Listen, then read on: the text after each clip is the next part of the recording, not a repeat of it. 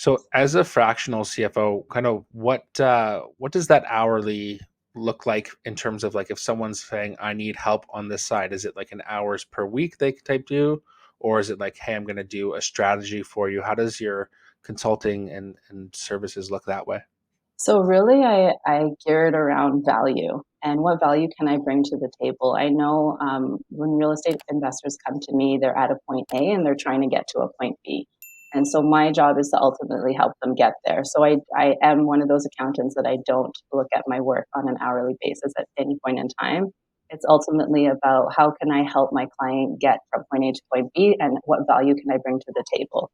And so I structure all my offerings and all my services around specifically what is going on in that investor's business and what will bring the most amount of value to them specifically. And so all my service packages are customized. Is that for specifically investors who have a certain amount of properties, or can it be from anyone from starting with their first all the way to someone that has like 10 plus properties?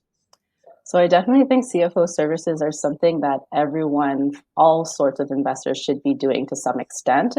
It's whether that you have the capacity to do it yourself or whether you'd like to hire out. And so right now I'm structuring all my services around the scale of the investor. So I do actually have, right now I'm building a downloadable CFO yourself program. And so that will be for those investors that are sort of more in the 1 to 3 property range where they are still managing their finances themselves. You know, they just started and probably might not have the cash flow to hire someone. And so I will have services for them. I then suggest that, you know, post 3 properties, you're kind of getting to the point where you probably need to start looking at an accounting software, maybe QuickBooks. You might need to start hiring a bookkeeper because then you know you can continue to focus to scale your business, but you still have someone making sure your finances are in order behind the scenes. In addition to having the bookkeeper, I would suggest having a CFO together with that. And so it could be more simple tasks like helping you manage your cash flow, helping you to understand your numbers, helping to create a growth plan for you.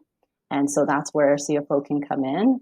And then, sort of, when you're kind of really scaling and you're at the 6, 7, maybe 8 or more properties, you really need to have that CFO on as part of your power team because ultimately they're the ones that are going to be holding your hands through all your strategy and all your planning and really helping you to look ahead, create budgets, create forecasts, you know, help with investor relations when you have investors in your projects.